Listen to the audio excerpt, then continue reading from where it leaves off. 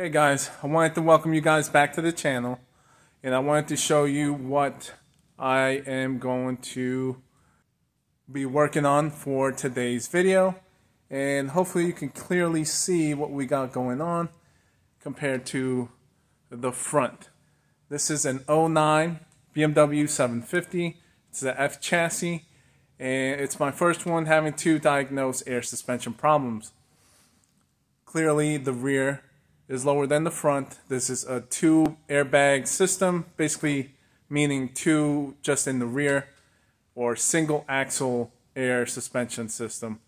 And so I'll just bring you along to kind of go through the flow of what I go about checking when having to deal with air suspension problems on most of these European vehicles. Again, I'll just get you a clearer shot, but it's definitely leaning there in the rear. And just to show you, that's the right side, and here is the left side. So as always, complete scan, and I'll get you a shot. And a lot of modules had trouble codes, but I'm clearly only interested in the air suspension, which for this BMW labels as the EHC. And we've got 3 trouble codes. So the raised control time, and then control time for left, control time for the right. Now basically what I've gotten used to knowing between Mercedes and BMW and stuff like that, anything that's trouble code related to suspension and the wording control time or something with time, either the rise or lift, it's basically describing. So it basically means that the air suspension module is not happy with how long it has taken to run the compressor, and watching the level sensors, seeing that those have not risen in the amount of time where they should have if the system was normal. So it'll flag a code because basically it knows it takes X amount of time to go from one level to the next, and it watches that through level sensors, and it knows it turns on the compressor, and when it's still sitting at the lower level reading on the sensor, it's going to throw a trouble code, and it can watch independently both sides. That's why it's throwing basically that first code, which is for overall complete system, and also left and right system or spring are not raising. So that is the codes that we're going to deal with, and let's see where the suspension compressor is located.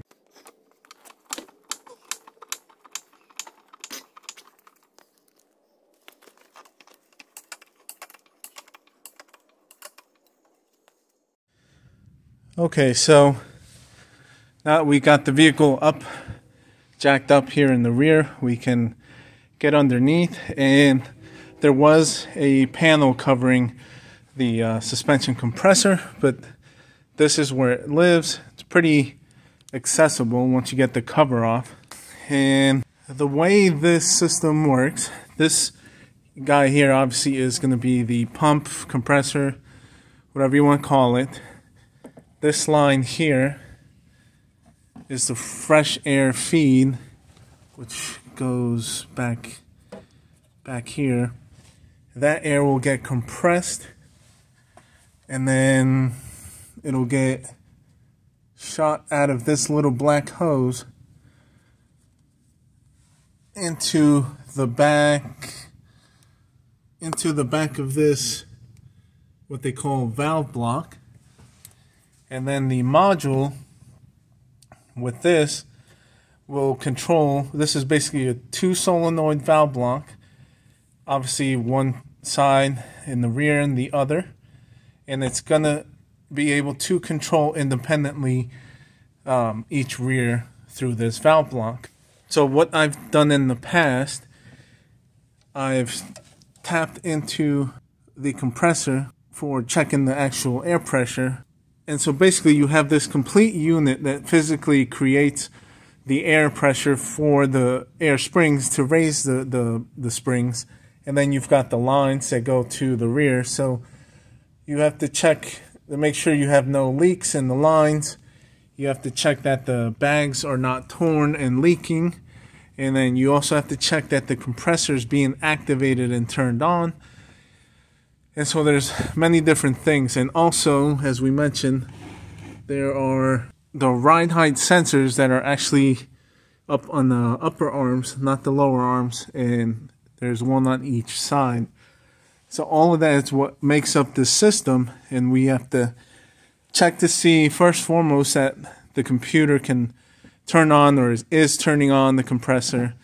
And then we have to see if it's shooting the air out, how much air, and if it's making it to the bags, and if the bags are holding the air or not, or if it's not leaving the valve block or leaking through the valve block, or so on and so forth. So there's a couple different things to check, and so that's why I'm bringing guys along. Okay, so one of my first tests that I want to do is I want to check the complete system supply pressure, the output pressure of the compressor, to see what it can build up.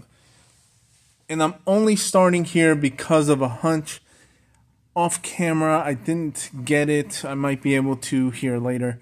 But when you start the vehicle, run it, and then you shut it off, you can hear the compressor run, and then you can hear some air hissing. But obviously you didn't catch that, but you'll be able to catch the compressor running, because what I want to do is I'll get in with the scanner, I'll activate it, turn it on, and we'll see what pressure it can build.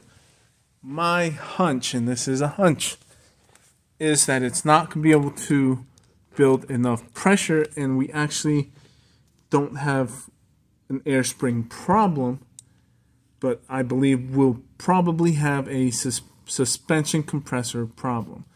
So let me get the scanner out and hopefully be able to activate this.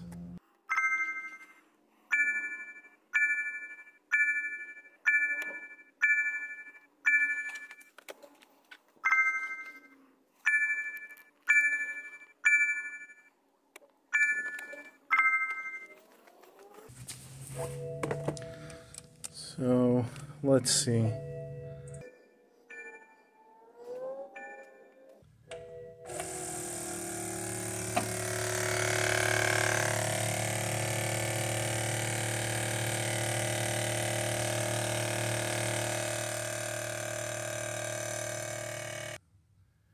Well, you clearly saw that kick on. You heard it kick on. And the pressure shot up way above 100. So my hunch, assumption, is incorrect. Maybe the compressor is just quieter than what I'm used to. Just before doing any of this, it just sounded like it wasn't making enough. But again, this is why I'm testing. So I know that it's gone above 100 psi.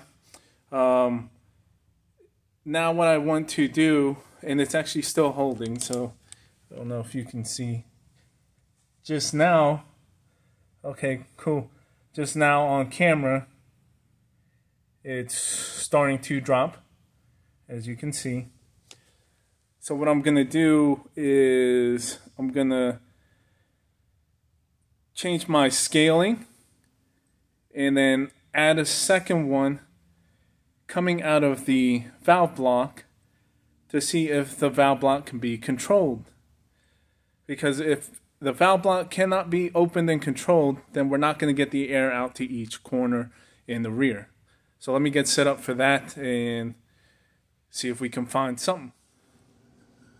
Okay, so I am set up to take a measurement here at the valve block, and I am still tapped in there. Now clearly we're not going to get a reading here because I've taken away the supply line. Right now I just want to take a second reading here. I just want to get an idea of what the supply pressure is of the pump or compressor, whatever. And then after that, I'll reconnect, and then I'll take a pressure reading here. And a couple things already, we know that, and you can disregard the control module, the wiring, the most likely amperage, and so on and so forth for controlling the compressor. We know all that is good since we saw it kick on and make pressure there. I just want to see what the max level is that it's reaching, and then we'll double check and see if this guy here is working. Okay, so we'll run that again. Let's see. We'll do the same thing.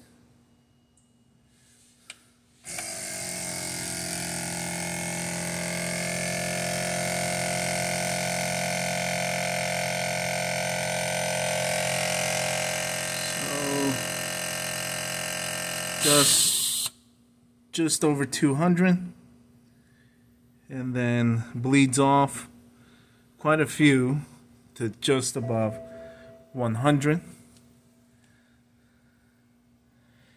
And so right now we know this pump is capable of producing up to 200 psi, and we know its bleed off actually works because it cuts it off and brings it down to the 100 psi. So now let's move over and check the valve block.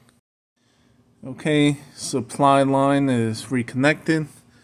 I've actually got both ports tapped in to measure, because I don't know which one's left, which one's right, but we'll be able to check basically both sides supply as long as the activation of the solenoid is there and that the solenoid valves open up.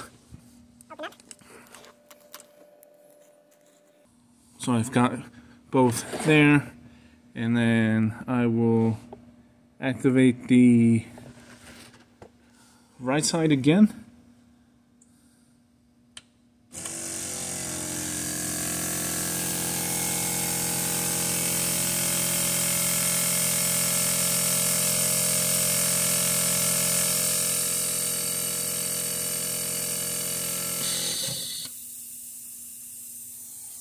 Now we can hear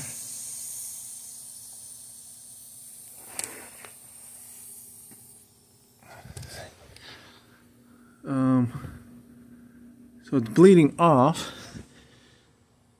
I don't know if that's my fittings or the unit. Now if you remember, hopefully I described, I could hear some bleed off when we would run or turn the vehicle off.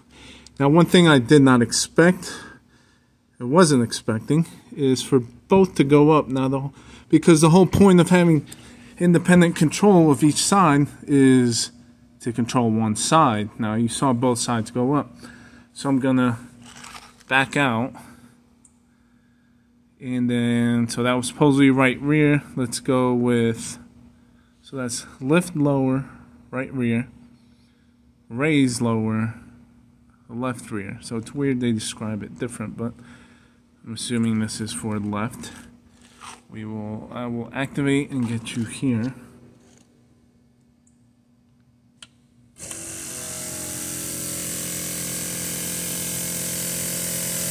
Same thing, both sides. You can see max pressure about 180.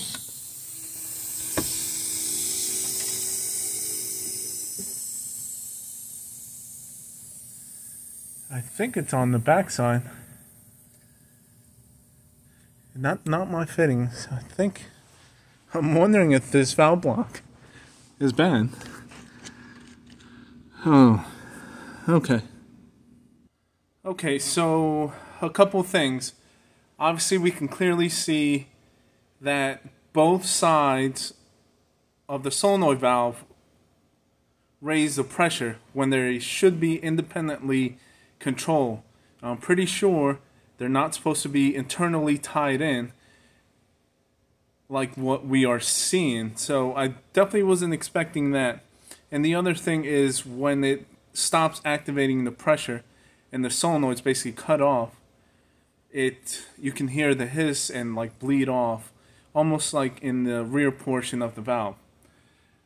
Again, I don't think it's supposed to be doing that, because any of the bleed off portion should be at the pressure relief valve of the compressor, which is on the back side. I was going to get you a shot of that, but because you got to think about it. As soon as it closes the solenoid valve, that air past the valve block through the lines to the springs now is supposed to be held.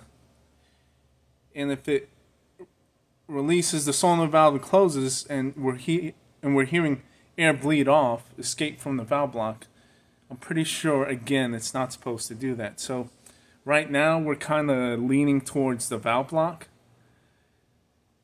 And just before throwing that part at it, I want to see if I can verify a leak in the valve block. If I can't, yes, I'll go ahead and order one, replace it, and recheck it.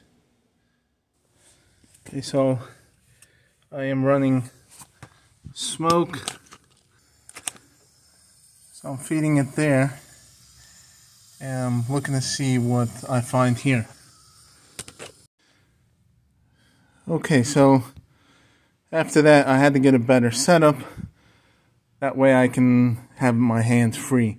So I'm feeding the smoke here, and then I had to put these back in because what I noticed, smoke was coming out of those fittings, which again, I'm pretty sure it's not supposed to when no power is applied.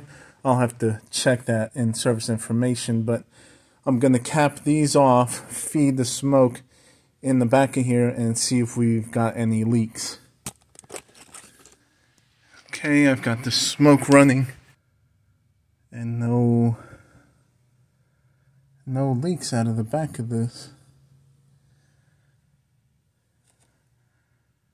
So let me try taking one of these off.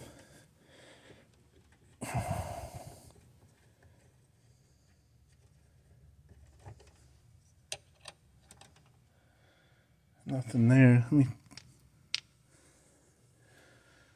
check if I'm actually okay. So we are feeding smoke.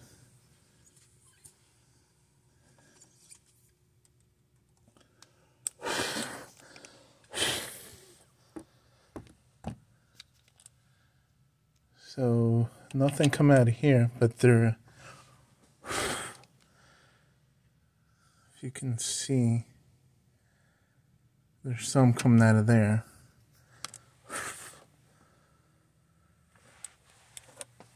So let's see.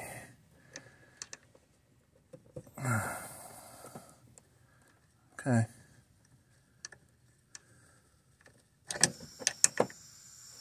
You can even hear it.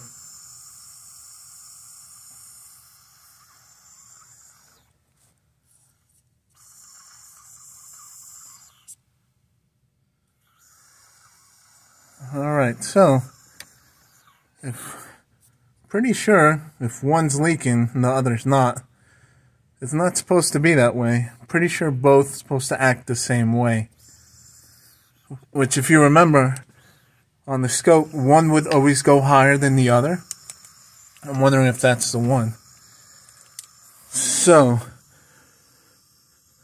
alright, we've kind of proven something. That shouldn't be happening. Okay, so with everything that I've done up to this point, I think I've justified ordering or making a call on ordering a part. Again, I didn't want to just throw a whole compressor at it like my initial gut feeling was, which I would have been wrong. We clearly can see the compressor build up pressure again, like we stated. I'm pretty sure that valve block is just not acting correctly. It should not have bleed off from one of the two ports. Both should act the same, and they should be controlled independently, which we clearly see the pressures are tied by the pressure readings. So I'll go ahead and get one ordered, and I might do some testing, or might just let the vehicle do the testing for us. So not sure yet, but we'll get that coming, and I'll get you a shot of the result. Okay, so one thing that I did want to do, just to kind of help prove out or show or identify, is I'm tapped into the control solenoid there for the valve block, and I'll go ahead and hit activate like I was, but I want to show here on the scope that it truly is an independent, isolated from both sides type of system that gets controlled in order to have independent control of each rear corner. So in that way, basically can also help prove out that both chambers or whatever should not be tied in that valve block. Okay, and so I'm just running 2 channels, one for each side. Let's split them open. Okay, apart, I mean. And we'll go ahead, run the same exact deal. Let's pick this one.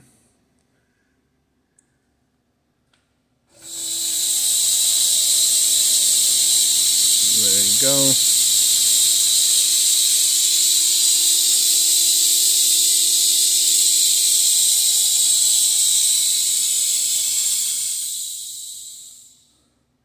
Obviously you can hear the air coming out. I don't have anything in there. And now let's do the other side. We should see the red trace shoot up.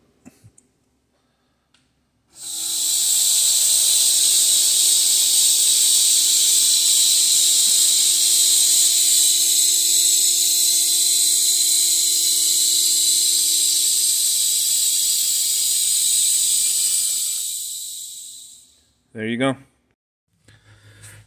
Okay, so there's the old original one. I've got a new one actually already installed. I just now realized, or I was rushing to try to get this put back together to see the end result, that I totally forgot to basically smoke test it. I would have liked to have fed smoke back here just to prove out that these valve or ports should be closed all the time until they're energized. But again, apologize. I ended up getting caught up in trying to get this put together, and I'd rather not take all these fittings apart, being it's plastic housing and it's a new one. All right now that I think I am going to do is set the vehicle down so that the wheels are on the floor and that the suspension is basically dropped so that the sensors can pick that up for the module. I'll clear all the faults and then hopefully be able to activate the vehicle and get it to raise up.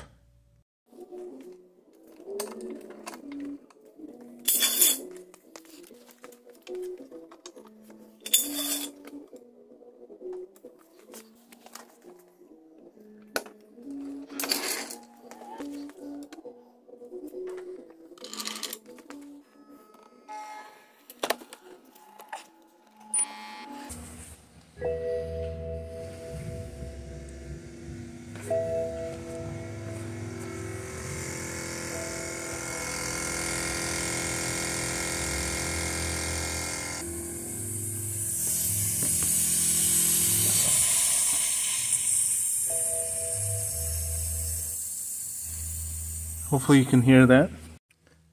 Okay, so I just cleared all the faults. Let's see. Going to key it up.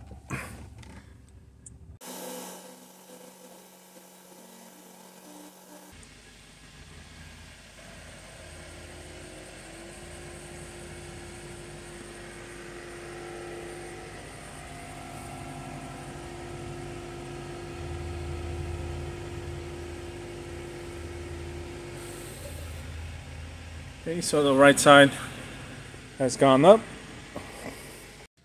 Well, we sort of got good news, and that is that the right rear can now raise up. I know it's still a little bit lower than expected, but I was able to get it to come up. But the left rear is not coming up. Now we do have control, independent control now, but we have a leaking air spring here on the left rear. When I activate it and send air this way, it will do that, but then you can hear it hissing out of there. So for right now, we do have independent control. This bag is not leaking. It's able to raise up now with the solenoid being able to divide the ports, provide the correct amount of air individually to the port it needs to. But of course, there is the added bonus of more failed components, which again, it's hard to always determine what you have when things prior in the system that need to operate correctly, that will then lead you to find a further down the line component that has also failed. Okay guys, so obviously, clearly after hearing that left rear bag leaking and not being able to raise itself, we had to go ahead and replace that left rear unit. Customer opted to do the right side also. So there are the two original units along with the valve block. I know I didn't film it. There's not much really to show. At that point, it's just a regular remove replace procedure. And so, but the importance of basically bringing you guys along is to try to help you guys identify the potential causes of rear air suspension on these BMW F chassis issues that can arise. That there is one of the most obvious, along with a complete compressor failure. But I myself must admit was thinking possibly that the compressor was going to not be producing enough air pressure, but we clearly saw that the compressor was strong enough and is strong enough, since we are up, to build enough air pressure to raise the vehicle. We then saw that the valve block, and I've run into that valve block in other generations of BMW where they don't control the air properly or distribute it properly, and so that can be a cause of air suspension issues as well. And that was part of the importance of checking that valve, along with checking the actuation of that valve from the module. So not much more to show. Again, hope you enjoyed it, got something out of it, some testing procedures, what to look for, so on and so forth, and hopefully you can get your guys' fixed if you run into the situation. One thing, just a side note, this is the next generation 7 series. And originally it was here for one of the corners not being up. I think it was that driver's side was all the way down. That has 4-wheel airbag, not 2 like this guy here. And the problem with that one was the valve block itself, because it must have been sticking or whatnot, but it could not control that singular wheel along compared to the others, and so the vehicle was upright minus that corner. Valve block was replaceable. I got a new one, put it in. All 4 corners now are working properly there too. So seems to be a continuing issue, despite the fact it's a different setup, different valve block, different generation, but similar problems. Again, testing methods and so on and so forth can help you differentiate and pinpoint where you can have a possible problem when dealing with air suspensions. So thank you for watching. Thank you for coming along. that is all for this guy, and we'll get it all put together, shipped out, let the customer know it's ready, and I guess we'll just catch you guys on the next one.